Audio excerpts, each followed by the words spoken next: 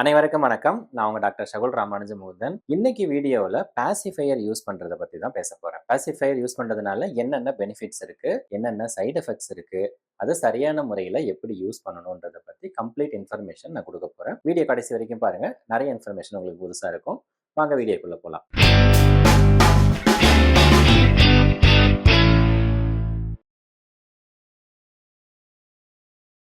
Pacifier பத்தி தெரிஞ்சுக்கிறதுக்கு முன்னாடி என்னுடைய நியூபார்ன் வெபினார் பத்தி சொல்லிடுறேன்.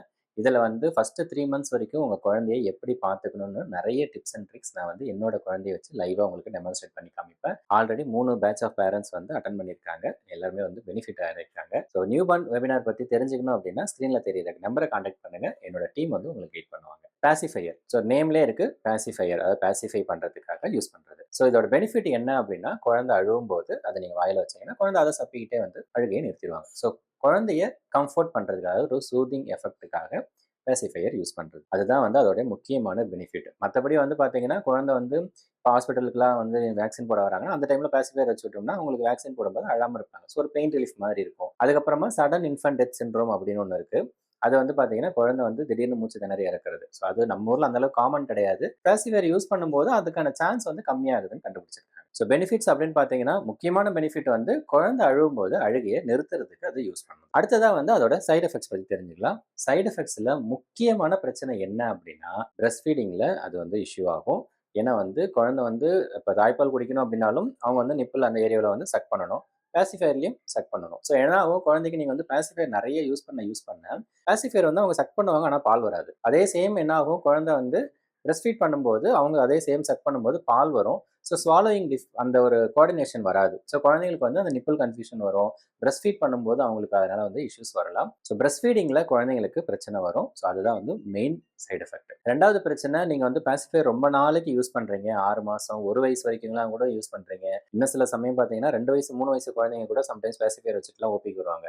ஸோ அது மாதிரி வந்து குழந்தைக்கு ரொம்ப நாள் அதை வந்து நீங்கள் யூஸ் பண்ணும்போது குழந்தையோட பல் முளையும் போது பல்லோட அந்த அலைன்மெண்ட்ல சேஞ்சஸ் வரும். ஸோ பல் வந்து கொஞ்சம் முன்னாடி நீக்கிட்டு இருக்கும். ஸோ டென்டல் மாலாக்ளூஷன்ஸ் அது மாதிரி நிறைய பிரச்சனைகள் இருக்கு. ஸோ பல்லுல பிரச்சனை வரும். மூணாவது பிரச்சனை வந்து அதை நீங்க ப்ராப்பரா வந்து சுத்தம் பண்ணி யூஸ் பண்ணலைன்னா அதுல இருந்து இன்ஃபெக்ஷன் வந்து குழந்தையோட காதுக்கு போகும். குழந்தையோட காதுல வந்து இன்ஃபெக்ஷன் ஆகும். ஸோ இந்த 3 தான் வந்து முக்கியமான பிரச்சனை. தாய்ப்பால் கொடுக்கறதுல பிரச்சனை வரும், குழந்தைக்கு பல் முளையும் போது பிரச்சனை வரும், காதுல இன்ஃபெக்ஷன் ஆகும். ஸோ சைடு எஃபெக்ட்ஸ் வந்து பெனிஃபிட்டை விட கொஞ்சம் அதிகமாக தான் இருக்குது. அப்படி இருந்தாலும் பாசிஃபையர் யூஸ் பண்ணும்போது நீங்கள் என்னென்ன விஷயங்கள் ஞாபகம் வச்சுக்கணும் அப்படின்றத வந்து நான் சொல்கிறேன்.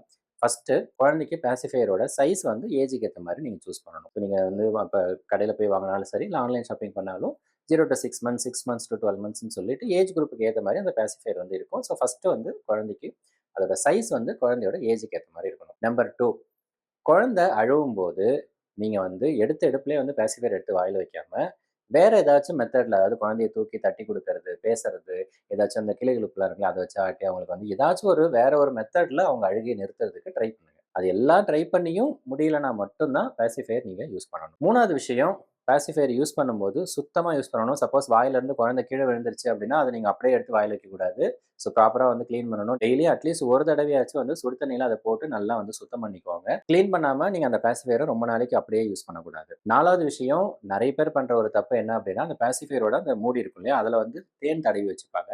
ஸோ குழந்தை அழும் போதெல்லாம் அந்த பாசிஃபையர் வந்து அந்த மூடிக்குள்ளார போட்டு எடுத்து அப்படியே வாயில் வச்சிருவாங்க. குழந்தைக்கு அந்த டேஸ்ட் வரும், இனிப்பு வருங்களா, தேனோட டேஸ்ட் வரும். அது வந்து ரொம்ப டேஞ்சர். ஏன்னா குழந்தைங்களுக்கு 1 வயசு வரைக்கும் தேன் கொடுக்கவே கூடாது. பட் நிறைய வீட்டில் பார்த்தீங்கன்னா குழந்தையோட அம்மா கொடுக்கலனாலும் குழந்தையோட பாட்டிமார்கள்லாம் வந்து இந்த ப்ராக்டிஸ் வந்து ஃபாலோ பண்ணுறாங்க. அடுத்ததாக வந்து பார்த்தீங்க அப்படின்னா, குழந்தைங்களுக்கு பாசிஃபையர் இன்ட்ரடியூஸ் பண்ணுறது வந்து 1 மாதத்துக்கு அப்புறம் தான் ஸ்டார்ட் பண்ணணும். ஃபர்ஸ்ட் 4 வீக்ஸுக்கு பாசிஃபையர் இன்ட்ரடியூஸ் பண்ணக்கூடாது.